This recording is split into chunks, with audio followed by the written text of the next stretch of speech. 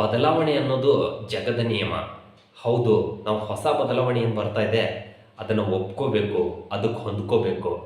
ಭಗವದ್ಗೀತೆಯಲ್ಲಿ ಕೃಷ್ಣ ಕೂಡ ಹೇಳೋದೇ ಈ ಬದಲಾವಣೆಯ ಬಗ್ಗೆ. ಇವತ್ತು ಜಗತ್ತು ಅತ್ಯಂತ ವೇಗವಾಗಿ ಬದಲಾಗ್ತಿದೆ. ಈ ವೇಗವಾಗಿ ಬದಲಾಗುತ್ತಿರೋ ಪ್ರಪಂಚದಲ್ಲಿ ಏನು ಹೊಸ ಬದಲಾವಣೆ ಬರುತ್ತೆ ಅದಕ್ಕೆ ನಾವು ಹೊಂದ್ಕೋಬೇಕು, ಅದನ್ನು ಒಪ್ಕೋಬೇಕು. ಸೊ ನಾವು ಒಂದು ವೇಳೆ ಒಪ್ಕೊಂಡಿಲ್ಲ ಅಂದರೆ we will be out of the game. ನಾವು ಗೇಮಲ್ಲೇ ಇರೋದಿಲ್ಲ. ಅಷ್ಟು ಜಗತ್ತು ನಮ್ಮನ್ನು ಬಿಟ್ಟು ವೇಗವಾಗಿ ಮುಂದೆ ಹೋಗ್ಬಿಡುತ್ತೆ. ನಾನು ಒಂದು ಉದಾಹರಣೆಯನ್ನು ಕೊಡ್ತೀನಿ.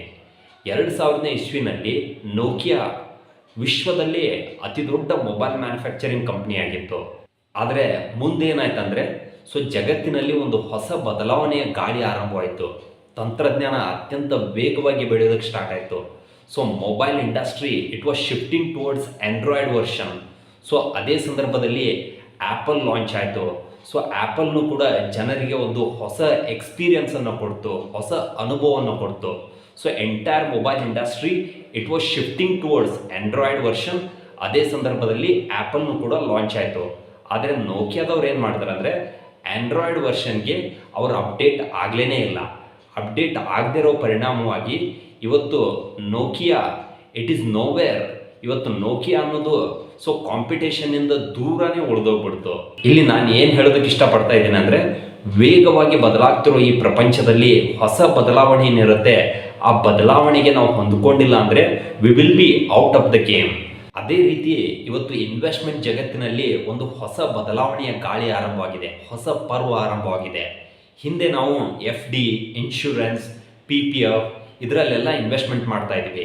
ಹಿಂದೆ FDನಲ್ಲಿ 10-12% ರಿಟರ್ನ್ ಬರ್ತಾ ಇತ್ತು. It was very good return. ಆದರೆ ಅದೆಲ್ಲ ಇವತ್ತು ವರ್ಕ್ ಆಗೋದಲ್ಲ. ಕಾರಣ ಏನಂದರೆ ಇವತ್ತು FD return it is going to be 4-5%. ನಿಮಗೆ 4-5% ರಿಟರ್ನ್ ಕೊಡ್ತಾ ಇದೆ. 4-5% ರಿಟರ್ನ್ ಕೊಟ್ಟಾಗ ಬೆಲೆ ಏರಿಕೆ ಏನಂತ ಕರಿತೀವಿ, ಇನ್ಫ್ಲೇಷನ್ ಅಂತ ಕರಿತೀವಿ, ಅದೇ ನಿಮಗೆ 7% ಇರುತ್ತೆ. ಇಲ್ಲಿ ನಿಮಗೆ ರಿಟರ್ನ್ ಬರ್ತಾ ಇರೋದೇ 5%, ಇನ್ಫ್ಲೇಷನ್ ಇರೋದು 7%. ನಿಮ್ಮ ವ್ಯಾಲ್ಯೂ ನೆಗೆಟಿವ್ ಆಗ್ತಾ ಹೋಗುತ್ತೆ, ನಿಮ್ಮ ದುಡ್ಡು ನೆಗೆಟಿವ್ ಆಗ್ತಾ ಹೋಗುತ್ತೆ.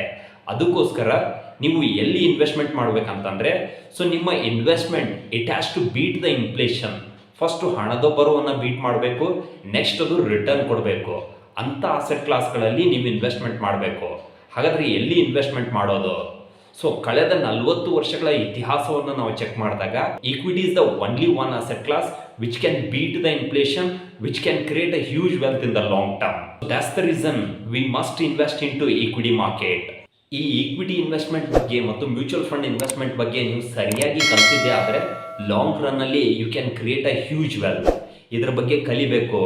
ಇದರ ಬಗ್ಗೆ ನೀವು ಹೆಚ್ಚು ತಿಳ್ಕೊಳ್ಬೇಕಂತಂದರೆ you can explore my online course. Thank you so much.